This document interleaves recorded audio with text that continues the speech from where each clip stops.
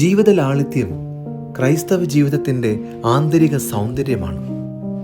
അതിൻ്റെ അർത്ഥം കുറച്ച് വസ്തുക്കളോടെ ജീവിക്കുക എന്നതിലുപരി വിഭജിക്കപ്പെടാത്ത ഹൃദയത്തോടെ ദൈവത്തെ ആശ്രയിച്ച് ജീവിക്കുക എന്നതാണ്. യേശു പറയുന്നു, നിങ്ങളുടെ നിക്ഷേപം എവിടെയോ അവിടെയായിരിക്കും നിങ്ങളുടെ ഹൃദയവും. മത്തായിയുടെ സുവിശേഷം 6-ാം അധ്യായം 21-ാം വാക്യം. വിശുദ്ധ ഫ്രാൻസിസ് അസീസി സമ്പന്നനായ യുവാവായിരുന്നിട്ടും ക്രിസ്തുവിനെ കണ്ടുമുട്ടിയ ശേഷം ലാളിത്യത്തിൻ്റെ വഴിയാണ് തിരഞ്ഞെടുത്തത്. അദ്ദേഹം പലപ്പോഴും പറയുമായിരുന്നു, ഇപ്പോൾ നമുക്ക് ആരംഭിക്കാം, ഇതുവരെ നാം ഒന്നും ചെയ്തിട്ടില്ല. ഈ വാക്കുകൾ ആത്മസംതൃപ്തിയിൽ കുടുങ്ങാതിരിക്കാനുള്ള ശക്തമായ മുന്നറിയിപ്പാണ്. ലാളിത്യം നമ്മെ അഭിമാനത്തിൽ നിന്നും വിനയത്തിലേക്കും, ആഡംബരത്തിൽ നിന്നും ആവശ്യത്തിലേക്കും, സ്വാർത്ഥതയിൽ നിന്നും പങ്കുവയ്ക്കലിലേക്കും നയിക്കുന്നു.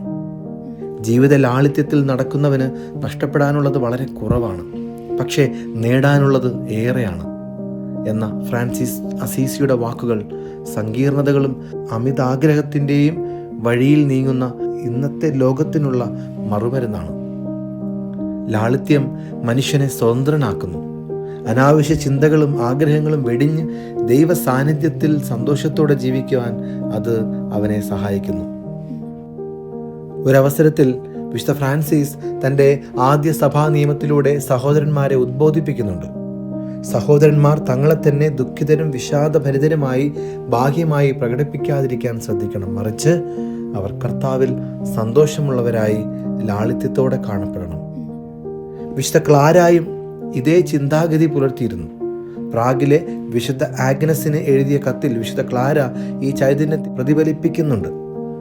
നിന്റെ മനസ്സിനെ നിത്യതയുടെ കണ്ണാടിക്ക് മുൻപിൽ വയ്ക്കുക. നിന്റെ മുഴുവൻ സത്തയെയും ദൈവത്തിൻ്റെ പ്രതിച്ഛായയിലേക്ക് മാറ്റുക. അത്തരം ധ്യാനം ക്ലാരയുടെ ജീവിതം കൂടുതൽ തേജോമയമാക്കി. ഈ സന്തോഷകരമായ ജീവിത ലാളിത്യം ഫ്രാൻസിസ്കൻ സഭയുടെ ഒരു മുഖമുദ്രയായി തുടരുന്നു. ഇന്ന് നീ വീണ്ടും ലാളിത്യത്തിൽ ആരംഭിക്കുന്നുണ്ടോ എന്ന വിശുദ്ധ ഫ്രാൻസിസ് അസീസിയുടെ ചോദ്യം ഓരോ ദിവസത്തെയും നമ്മുടെ പ്രഭാതങ്ങളെ ധന്യമാകട്ടെ. ഇന്ന് തന്നെ നമുക്ക് തുടങ്ങാം വിനയത്തോടെ ജീവിക്കാൻ. ദൈവത്തിൽ മാത്രം ആശ്രയിച്ച് ലളിത ജീവിത ശൈലി പരിശീലിക്കുവാൻ ഈ നോമ്പുകാലം നമ്മെ സഹായിക്കട്ടെ. ആമേൻ. നാഥനോടൊപ്പം ആത്മനാഥനോടൊപ്പം